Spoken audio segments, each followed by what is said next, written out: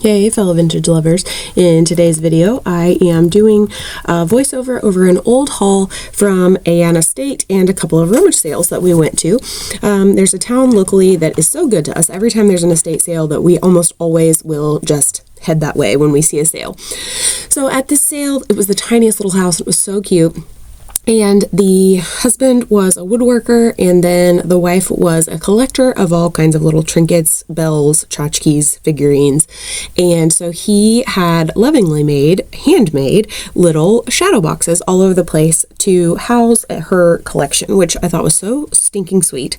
This shadow box, as soon as we walked in the door, it was on the wall. It had a little sign hanging on it that said $10 for everything, including the shadow box. So they had to unscrew it from the wall for us, but I was excited to get it home and see exactly what was inside. I just could see a few little things.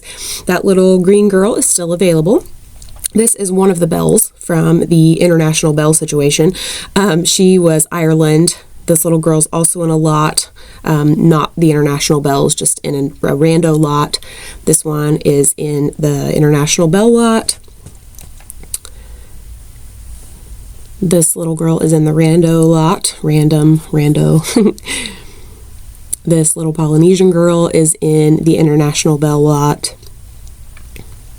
I thought it was really cute how they all were dressed to look like their country, and their little bells. They weren't marked or anything, I don't think. They might be Jasco if I remember right, but I'm not real sure if I remember exactly. But there was Ireland, Polynesia, Switzerland, Spain. They weren't marked or anything, but I'm just assuming from their dress. This little unicorn was donated because it was new. Next up, they wrapped these also lovingly in there. A little Dutch Holland girl bell. She was part of the bell lot. This little pink dress Lefton Joseph girl sold for $24.46 within 1 month. She was part of the $10 for all. I thought it was amazing that her bow, her package, her hat, her dainty little hand, none of that was broken. I almost never find these in that great of shape. So it was exciting to find that. Next up, this is another little Joseph girl. This is a little grape squasher. I thought she was so cute too. She is still available as well. And again, the bell lot, even if I pull out some more of those just to let you know, the bell lots, both of them, the random lot and the international bell lot, are both still available. These random napkin rings I donated because they didn't really go together. They kind of look like they came together, but to be only two and mismatched was just kind of weird, so I donated those back. This is part of that random international bell lot. Another one for the international bells. I just think that little collection is so cute. I love how they're all dressed differently. And I thought it was interesting how her hand is open in the back. I don't know if that means something in whatever culture she's from, but I thought that was really cute and interesting. These two little Occupied Japan figurines are part of the random figurine lot that is still available. This weird little angel got donated because I don't really do anything with resin statues like that. I think it was 90s, maybe early 2000s, but I just donated that to a local charity shop because I just don't with those. I know some people do, and that's fine. I'm not doubting those people. I'm just saying I don't really deal with those. There's a lot of dust. Those little things that they wrapped them in were like floofing dust everywhere. There was a lot of brass bells. All of that lot is listed together and they are still available. So this one is a brass bell with an eagle. This guy is a brass bell with like a little floral on top of there. They're all really sweet. Bells don't tend to always sell for me, but I loved that I got the cabinet with that, and those little Joseph girls were in there. This is really cute. It's a bell, and it is an apple. I thought it was a paperweight when I first glanced in, and then once I got to explore through this cabinet, I realized that it was part of the brass bell collection. This one is another eagle. The teapot actually ended up being listed in the random lot with the random little girl bell and then those Occupied Japan statues. This bell, I think it is super cool. It is a seahorse on there, brass seahorse. And it's funny, I think, because the clapper hangs below the bottom of the bell, which is interesting. That's the lid for the teapot that's in the rando lot. I think it's an incense burner, honestly.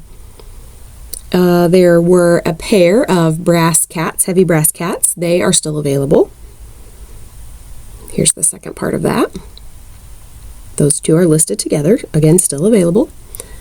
This brass elephant is a keeper. The mister said that having an elephant in your home with the trunk up, pointing towards the door, brings good luck. So we keep that in our little shadow box by the door. This pewter kitty sold. He's super heavy. Sold for $36.03 within 4 months.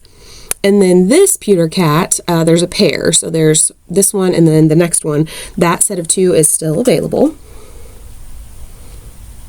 They didn't have maker's mark, so I wasn't really sure. I don't know much about pewter animals, but they were all, again, in the shadow box. These brass cats I have listed as a pair. They are still available.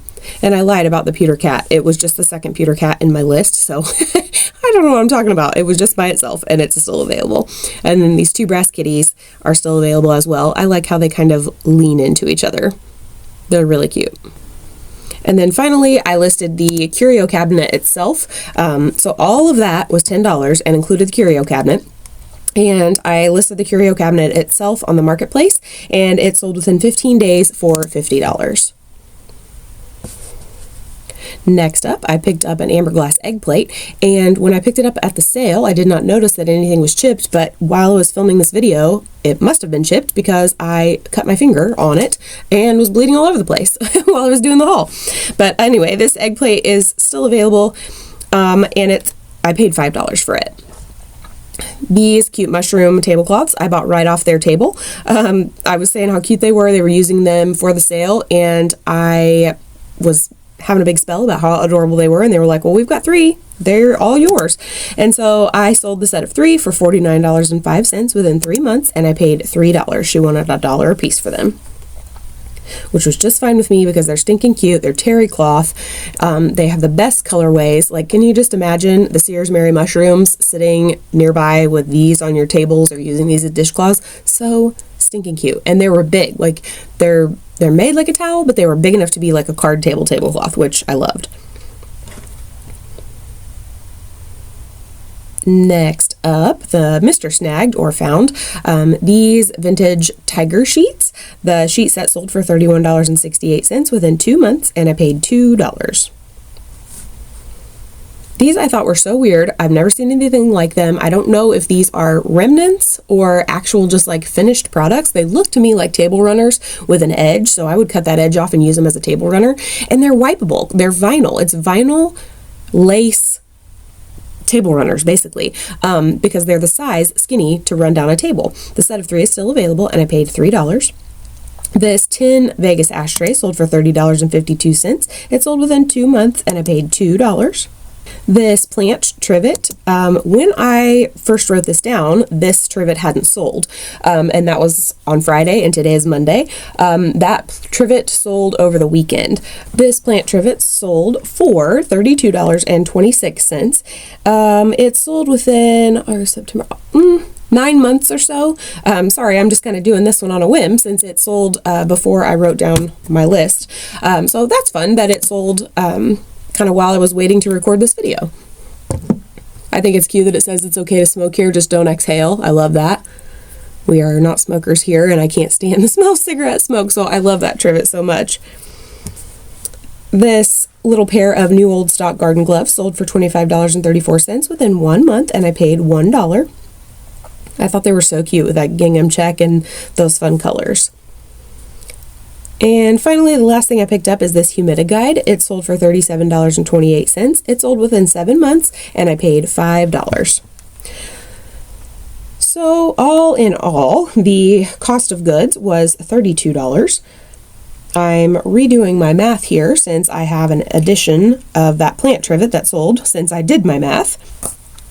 The gross profit was $316.62. The profit after Etsy fees was $278.62. And after taking out my cost of goods, my net profit was $246.62. So how do you think I did? Is there anything that surprised you? Would you have left anything behind? Do you think my curio cabinet full of random bells and tchotchkes, do you think that was a good purchase? I kind of think it was. It was fun to go through and see what I had, and then be able to make the money on some of the things from in there and the curio cabinet itself. So let me know what you think about my little sold video in the comments below, and I will see you guys in the next one. Take care.